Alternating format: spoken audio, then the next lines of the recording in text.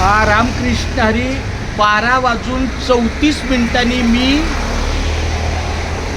महेश जालिंदर शिंदे यांना फोन केला. तेव्हा ते बोलले मी पनवेल स्टेशनला आहे, नाश्ता करतोय, 10-15 मिनटात लगेच येतो. आता 1.5 तास झाले. माणसाने कोणत्या सहनशक्तीने वाट बघायची? एखाद्या गोष्टीचं, एखाद्या माणसाचं आपल्याला सहकार्य मिळतंय, त्याचा एकदम अधिकार आहे का की समोरच्या माणसाला मदत केली तर आपण त्याचा अंत पाहावा? हे चुकीचं आहे खरं. मी बाईक घेऊन आजिवलीवरनं टक्क्याला आलो आणि मला ते बोलले मी 10ची गाडी पकडली, साधारण 11:15पर्यंत येतो. मग मी आलो इथे, थांबलो. इथं या जागेवर मी 1.5 तास आहे. ह्या जागेवर मी 1.5 तास आहे. त्यांचा मेसेज येतोय की मी गाडी पकडली, ट्रॅफिकमध्ये आहे.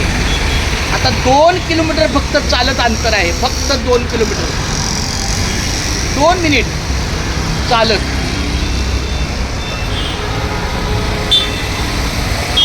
आणि दुर्भाग्य म्हणजे त्यांचा फोनही लागत नाही.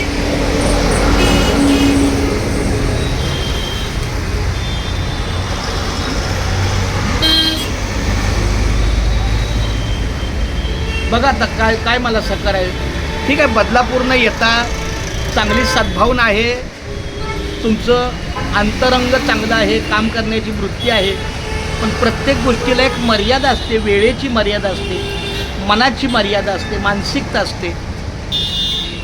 त्यांनी गेली 3 ते 4 दिवस चांगलं सहकार्य केलं, पण तेवढं झेललंसुद्धा. हे तितकंच सत्य. कारण वेळ शून्य पाळणारा व्यक्ती दुपारी 2ला यायचं आणि मग नंतर ठीक आहे, आता ठीक आहे, आपण झालेल्या गोष्टी काय बोलू नये. जवळजवळ 1 तास 30 मिनटं झाली नुसतं मी इथं बसू नये.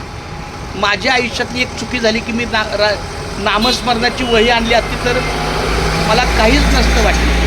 ठीक आहे, येईपर्यंत नामस्मरण, पण दुर्दैवानं ती पण नाही आणली. बरं, आता तो भेटणारच आहे.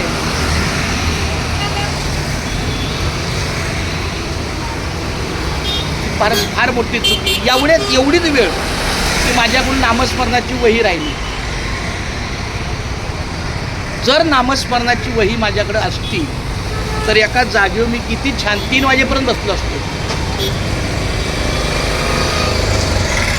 3 वाजेपर्यंत सुद्धा मी त्याची वाट पाहिली असती. नामस्मरण जर झालं असतं माझं वहीचं. काय फालतू अक्षरशः आजच्या दिवसातला 1.5 तास हा मूर्ख वाट पाहण्यात गेला. ठीक आहे, जास्त पण मनाचा कडेलोट नाही करायचा. आणि त्यांचे मेसेज पण आहेत. महेश जालिंदर शिंदे माऊलींचे 11:33 नंतर मेसेज आहे. मी रिक्षा पकडली, मी येतोय माऊली.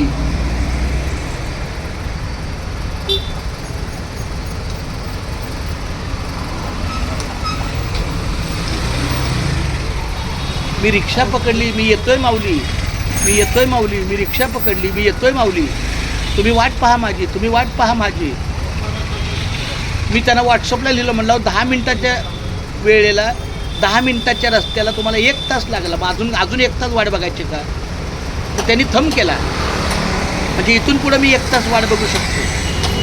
चांगलं नाही हे. पण माऊलीच्या कार्याला जर एखाद्याला मदत करत असेल तर त्या व्यक्तीचा आपण अंत नाही बघायचा.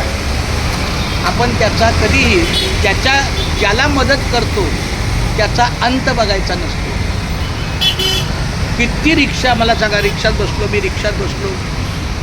आता मला सांगा, हे एवढ्या गाड्या येतात, हे 11:30 वाजल्यापासून चालू आहे. 11:30 वाजल्यापासून त्यांना उलट बोललो तुम्ही रेल्वेनं या, जास्त बाईकचा त्रास घेऊ नका.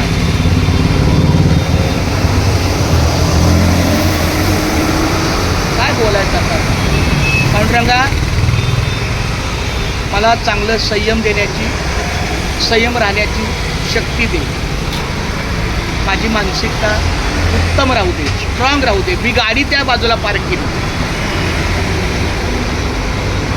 ठीक आहे, आता तिकडं मी गाडी केली, मी गाडी तिकडं पार्क केली. तिकडं आपल्याला विठ्ठलवाडीला जाता येईल म्हणून. काय बोलायचं, 1.5 तास नुसता रिकामा वेळ, 1.5 तास. मला त्याचा त्रास आहे. मला थांबायचं काय नाही, पण तू कामाला आला पाहिजे ना वेळ. 1.5 तास नुसता ह्या जागेवर आहे. 11:34 त्यांचं माझं पहिलं फोनवर झालं. 11:34 मग व्हॉट्सअप झालं. मग तिने सांगितलं मी 12-1 वाजता येतोय.